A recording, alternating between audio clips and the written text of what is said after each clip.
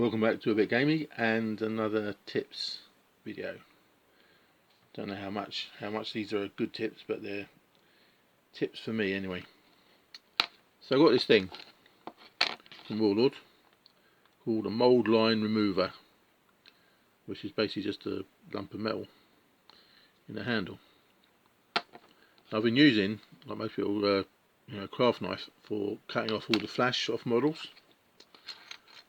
Which is, it works fine.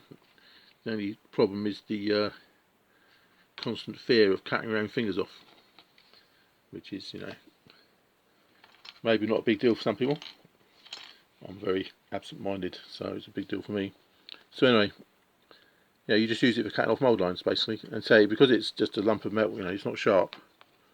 You can just scrape them off, and it does work. It's not as good for getting stuff in little cracks, in little corners and such, but it does work, and it's it's a lot more I don't know, reassuring. I don't know if that's the right word for it, that you're not going to stab yourself constantly when you're kind of like trying to cut something off that's a bit solid. So yeah, so I haven't used it for that long. I don't know if I'd recommend. Well, no, I would recommend it personally. Well, let's put it this way: if you're worried about constantly stabbing yourself, this seems to be quite a reasonable alternative. Oop. What's next? Yeah, the second thing, which is a tip for me. I'm not sure it's a tip for anyone else. Or I'm not sure this is a good tip at all, to be honest. But it's a good for me. So if you're a certain sort of person who gets bored, if you're doing a whole unit or whatever, and you're the sort of person who starts daydreaming, gets bored and starts daydreaming, then this may be a tip for you. I think for most people it's better to paint a whole unit at a time for various reasons, particularly like remembering colours and stuff like that. But if you're like me and you can't do that because you just get bored and then you start daydreaming and then you start painting, great big lumps of red across something that's supposed to be white, then doing little small sets. So you're doing multiple regiments, or multiple units, but in blocks of 4 or 6. Like I say, I'm not saying this is a good tip for the average person, but for someone like me, it's the only way you can do it really, without say getting bored and starting you're trying to paint a strap on something and you start daydreaming and you end up going all over the place. So like I say, I wouldn't call this a good tip, but it's a good tip if you're a particular kind of person. Another, again, this is not, I don't say this is a good tip as much as a tip if you're a certain type of person. It's what we're doing, because I'm pretty impulsive and impatient.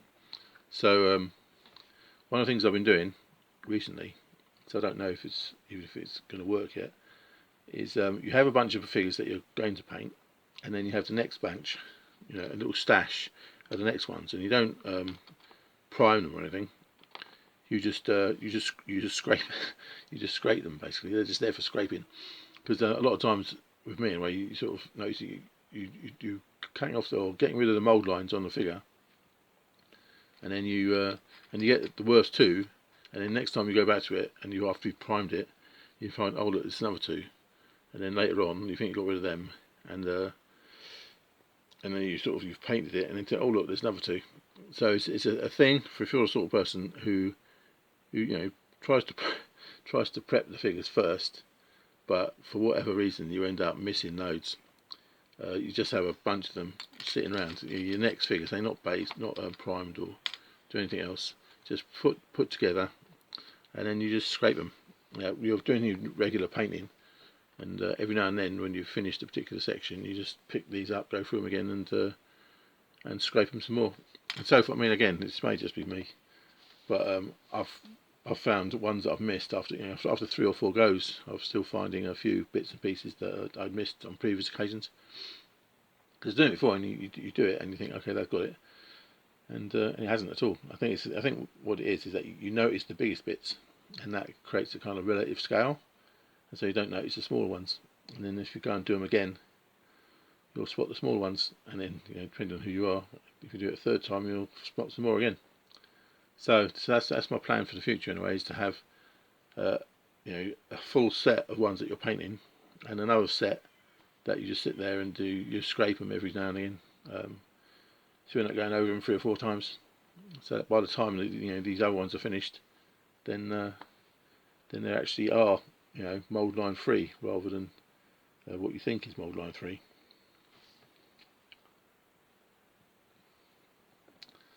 4. Again, this is going to be obvious to most people. Most people have been doing it for a long time. If you do have a wet palette, I'm not saying that's necessary or anything, but if you do, then you need to remember to keep topping it up with water, basically. Because I'd do it, and you forget and you let it go dry, basically. Once you've let it go dry, then it's not a wet palette anymore. So it's just that you do your painting, and then every now and again, when it's gone dry, you top it up with more water. Otherwise, there's no point to it if you don't do that. Again, that's probably obvious to almost everyone. It wasn't to me. I just put the water on once and then leave it to get dry, and then wondering why the paint doesn't stay wet, which is very whatever. And very minor thing as well. Just is a lot of these plastic, like these Festa figures. There's a significant proportion of them which are very nice poses, and they look great before you paint them. But the detail is quite shallow, and this is not just Festa. This is true of a lot of the sort of soft plastic figures generally. The detail is quite shallow. So once you've put some paint on, you can basically lose all the details.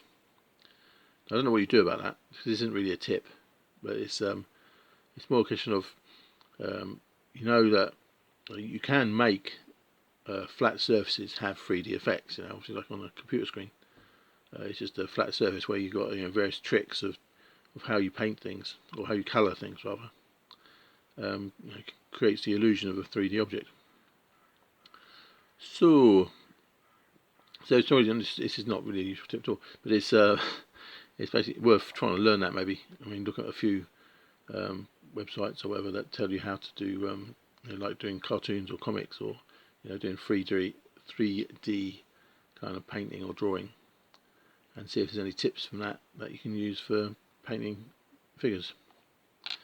So that's not much of a tip, to be honest. That's more of a go and learn how to be a 3D artist to help you paint your figures. So yeah, not very useful. But anyway, that was that, I think. Toodle pip.